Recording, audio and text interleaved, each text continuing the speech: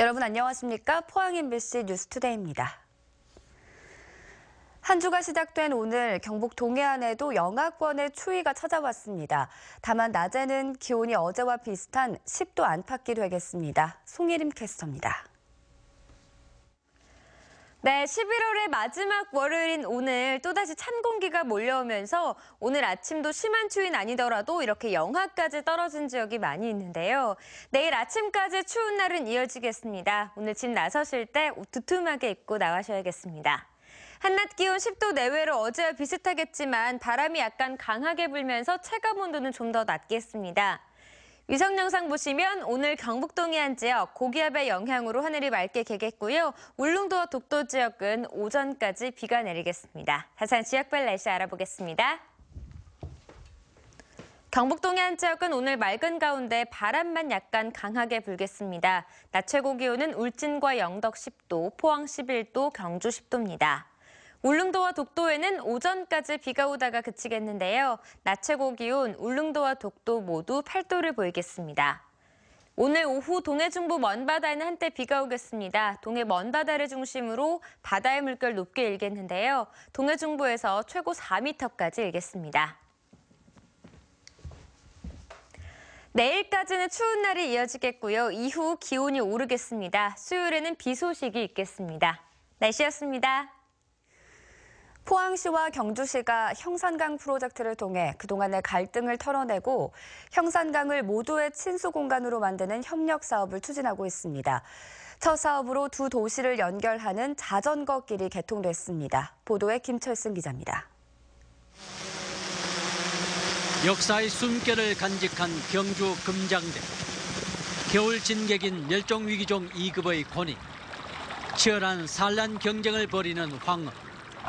경주에서 포항으로 흐르는 형산강과 주변 하천이 품은 명소와 생명들입니다.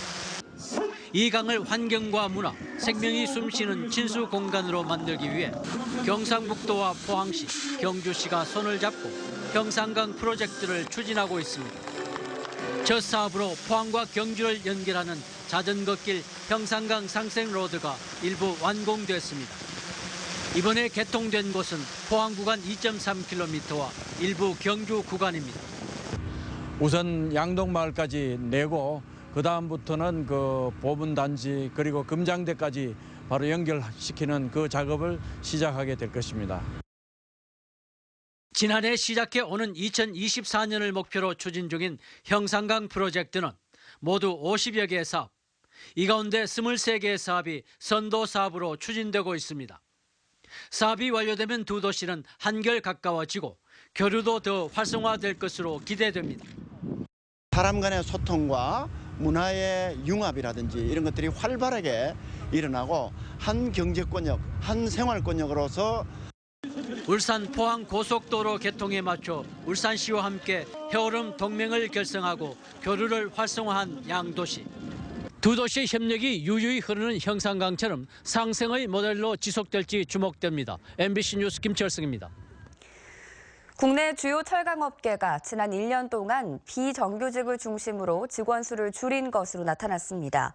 금융감독원에 따르면 포스코와 현대제철, 동국제강 등 3사의 직원 수는 9월 말 현재 3756명으로 지난해에 비해 2.2% 감소했습니다. 포스코의 직원 수는 16,900여 명으로 지난해에 비해 2.8% 줄었고 현대제철은 지난해보다 1.1% 줄어든 11,300여 명, 동국제강은 2,500여 명으로 2.2% 줄었습니다.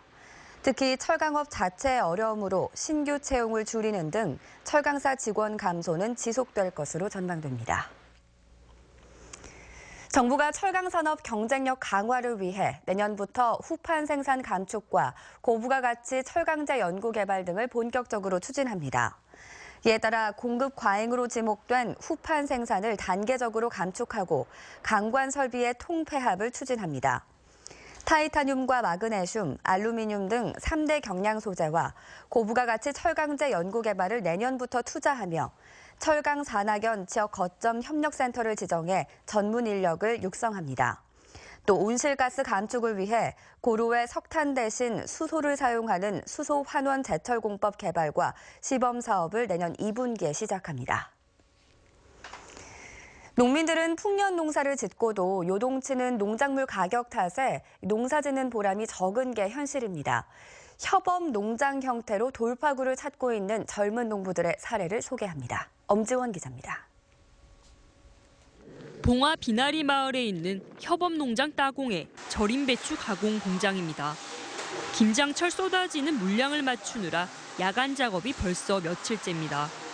이 협업농장은 10개 농가가 품앗이 형태로 재배한 유기농 배추로 매년 10만 포기의 절임 배추를 생산합니다. 어저께도 새벽 5시까지 작업을 마치고 또 오늘 또 한 150박스 나가야 됩니다. 내가 심어서 자란 작물 가지고 소비자들한테 준다는 그 마음이 좀 즐거운 거죠.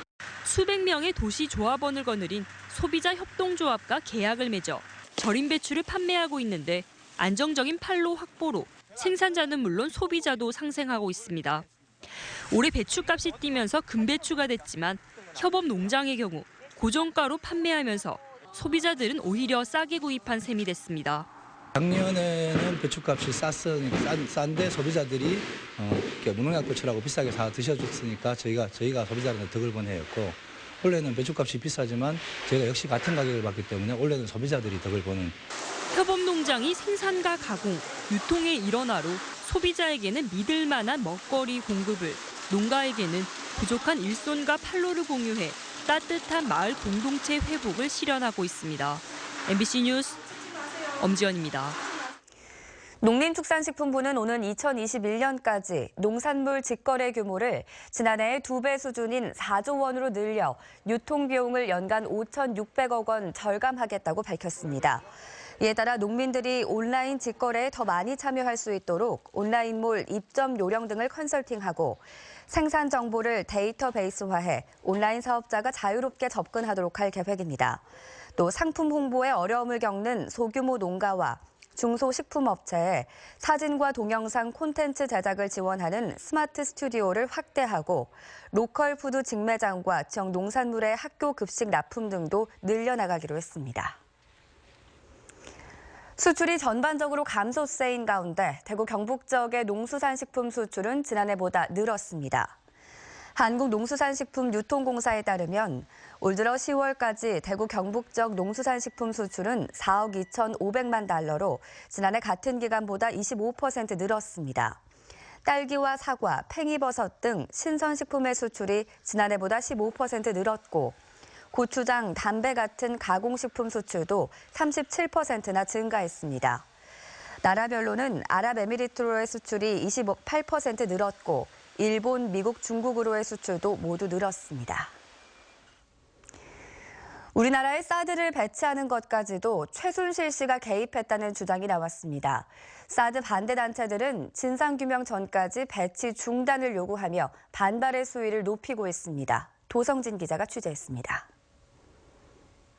최순실 씨가 지난해 6월 사드를 만드는 미국 군수업체 록히드 마틴 회장과 만났다는 주장이 나왔습니다.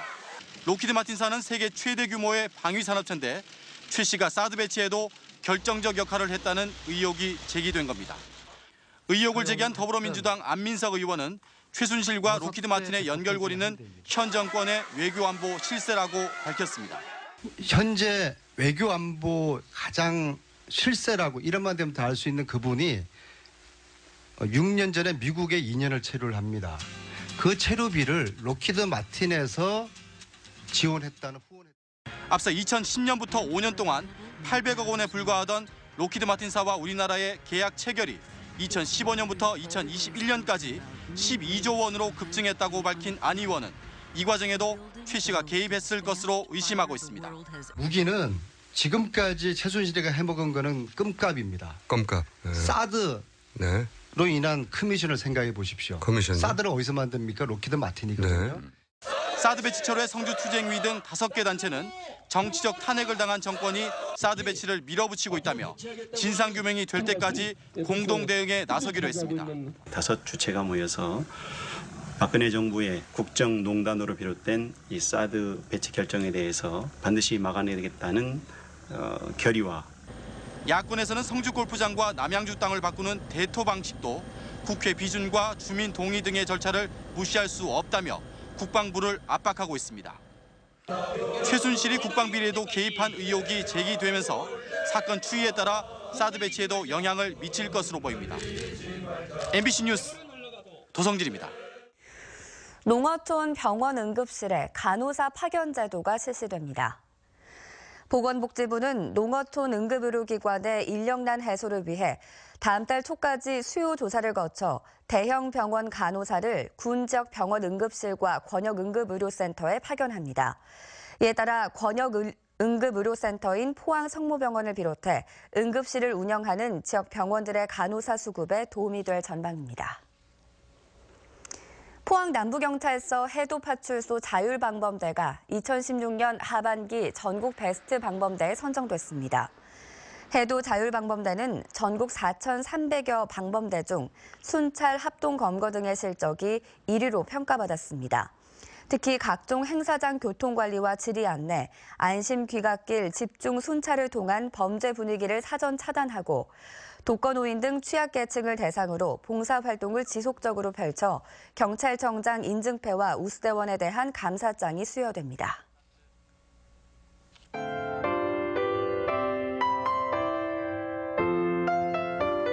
네, 11월의 마지막 월요일인 오늘 또다시 찬 공기가 몰려오면서 오늘 아침도 심한 추위는 아니더라도 이렇게 영하까지 떨어진 지역이 많이 있는데요. 내일 아침까지 추운 날은 이어지겠습니다. 오늘 집 나서실 때 옷 두툼하게 입고 나가셔야겠습니다. 한낮 기온 10도 내외로 어제와 비슷하겠지만 바람이 약간 강하게 불면서 체감온도는 좀 더 낮겠습니다. 위성 영상 보시면 오늘 경북 동해안 지역 고기압의 영향으로 하늘이 맑게 개겠고요. 울릉도와 독도 지역은 오전까지 비가 내리겠습니다. 자세한 지역별 날씨 알아보겠습니다. 경북 동해안 지역은 오늘 맑은 가운데 바람만 약간 강하게 불겠습니다. 낮 최고 기온은 울진과 영덕 10도, 포항 11도, 경주 10도입니다. 울릉도와 독도에는 오전까지 비가 오다가 그치겠는데요. 낮 최고 기온 울릉도와 독도 모두 8도를 보이겠습니다. 오늘 오후 동해 중부 먼바다에는 한때 비가 오겠습니다. 동해 먼바다를 중심으로 바다의 물결 높게 일겠는데요. 동해 중부에서 최고 4m까지 일겠습니다. 내일까지는 추운 날이 이어지겠고요. 이후 기온이 오르겠습니다. 수요일에는 비 소식이 있겠습니다. 날씨였습니다. 네, 이상으로 포항 MBC 뉴스투데이를 마칩니다. 여러분 고맙습니다.